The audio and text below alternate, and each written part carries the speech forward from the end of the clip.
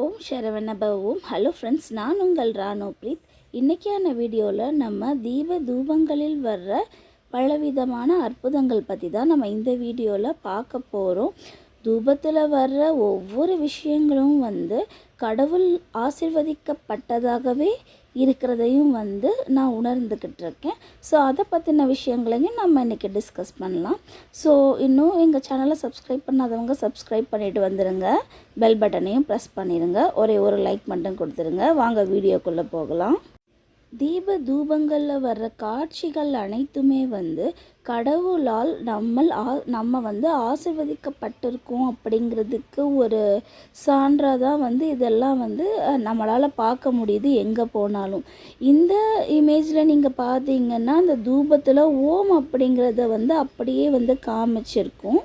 தூப காட்சிகளில் அவ்வளோ அழகாக வடிவமைப்பை கொடுத்துருக்கிற ஓம் அப்படிங்கிறத பார்த்துட்ருக்கீங்க. அதுக்கப்புறம் பார்த்திங்கன்னா ஒரு குழந்தை தூங்குகிற மாதிரியும் ஒரு பாம்பு அதை சுற்றி இருக்கிற மாதிரியும் அவ்வளோ அழகாக ஒரு பக்தி தூபத்திலேருந்து இவ்வளோ அக்யூரேட்டாக வருமாங்கிறதெல்லாம் நிஜமாகவே அது அனுபவப்பட்ட விஷயங்களாக தான் இருக்கணும். ஆனால் சில பேர் கண்ணுக்கு இது தெரியுது அப்படின்னா தெய்வத்தோட அனுகிரகம் இருக்குங்கிறதுனால தான் இதெல்லாம் நடந்துக்கிட்டு இருக்குன்னு நிறைய நான் யூடியூப் சேனல்ஸில் பார்த்துக்கிட்டு இருக்கேன். ஒவ்வொரு விஷயத்துலையும் நமக்கு உணர்த்துகிற கடவுள் நமக்கு தேவையான நேரத்தில் தான் நமக்கு எல்லாத்தையும் கொடுப்பாரு. ஆனால் நீ பார்க்குறதுக்கு உனக்கு எல்லா அனுமதியும் இருக்குது அப்படிங்கிறத உணர்த்துகிற மாதிரி தூபத்தில் கொடுத்துருந்தாரு. ஸோ இதில் பார்த்திங்க அப்படின்னா தீபத்தில் அழகாக ஒரு உருவம் கொடுத்துருந்தது.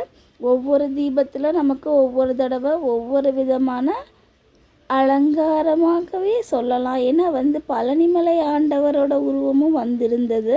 ஸோ இதெல்லாம் தவிர்த்து கடவுள் எனக்கு என்கிட்ட இருக்கிற நாலேஜ் கொஞ்சம் கொஞ்சமாக உணர்த்துறாருங்கிறதுக்கு ஆதாரமாக தான் நான் ஒவ்வொரு படத்தையும் வரைஞ்சிக்கிட்டு இருக்கேன். ஆக்சுவலி எனக்கு ட்ராயிங் வருங்கிறது எனக்கு தெரியாது. ஸோ என்னையே அறியாமல் நான் வரைஞ்சது தான் ஒவ்வொரு இமேஜும் நான் ஷார்ட்ஸில் கூட போட்டுட்டு இருந்தேன்.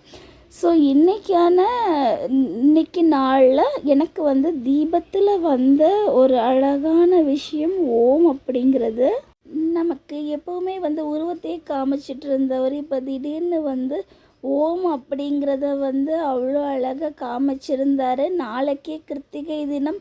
நாளைக்கு கடவுள்கிட்ட நான் எப்போவுமே கேட்டுட்டு தான் அபிஷேகம் பண்ணுவேன். ஸோ கடவுள் நாளைக்கு எனக்காக என்ன சர்ப்ரைஸ் கொடுக்க போகிறாரு அப்படிங்கிற ஒரு சந்தோஷத்தில் நான் இருக்கேன்.